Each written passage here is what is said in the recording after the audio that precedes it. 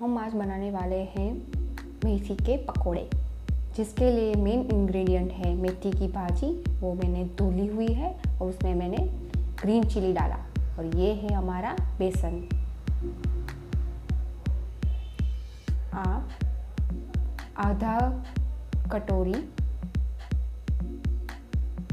बेसन लेके उसको ऐसे मिक्स करें।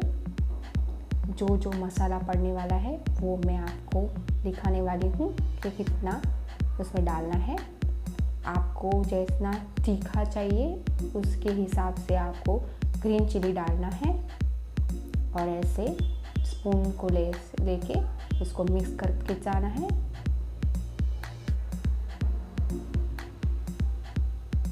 और आपको ज़रूरत के हिसाब से उसमें आप टर्मरिक पाउडर, हल्दी डालेंगे।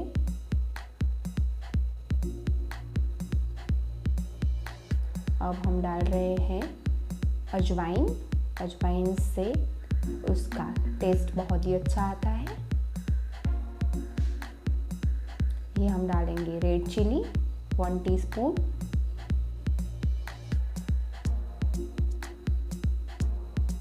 अब जो है हम नमक डालेंगे, हमारे टेस्ट के हिसाब से सभी को डालना होता है।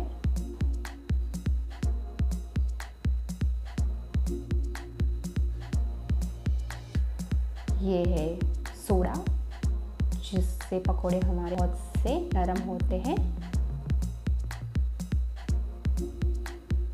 ये मैंने डाला है कर्ड, जो उसको स्पॉन्जी बनाने में बहुत ही अच्छी सी आपको हेल्प करेगा। आप इतना इंग्रेडिएंट डालने के बाद उसको मिक्स कीजिए और ज़रूरत के हिसाब से आप उसमें पानी डालेंगे। मैंने एकदम छोटी लोटी सी छोटा सा बर्तन में पानी दिया है। बहुत ज़्यादा पानी नहीं चाहिए, बिकॉज़ मेथी की जो भाजी है वो पानी रिलीज़ करती है, तो आपको बहुत ही कम पानी डालना चाहिए। और उसको जब हम छोड़ देते हैं आधे घंटे के लिए, तो उसके बाद उसमें पानी स्प्रेड होता है। तो उसके बाद जब हमको ज़रूरत लगे कि पानी चाहिए तो ही हम उसमें पानी डालेंगे। हम देखेंगे हमें एडिशन करेंगे। देखिए हमारा आटा और जो हमारी भाजी बराबर मिक्स हो चुकी है, उसको हम आधे घंटे के लिए छोड़ देंगे।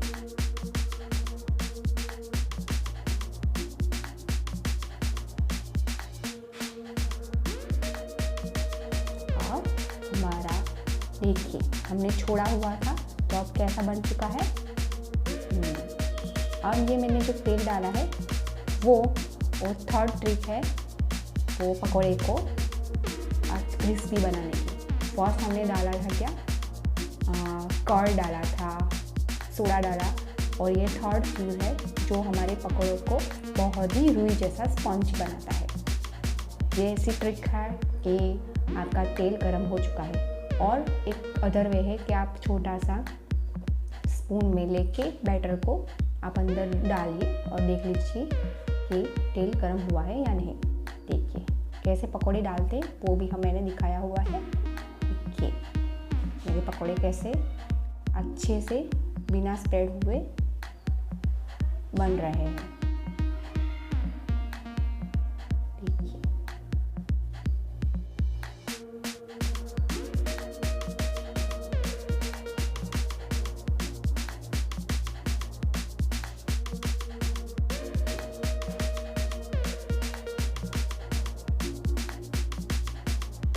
आप पूरा कढ़ाई है उसमें जितना हो सके उतना पकौड़ा ऊपर नीचे करके ऐसे हिलाते रहना चाहिए, क्योंकि वो कच्चे ना रह जाए।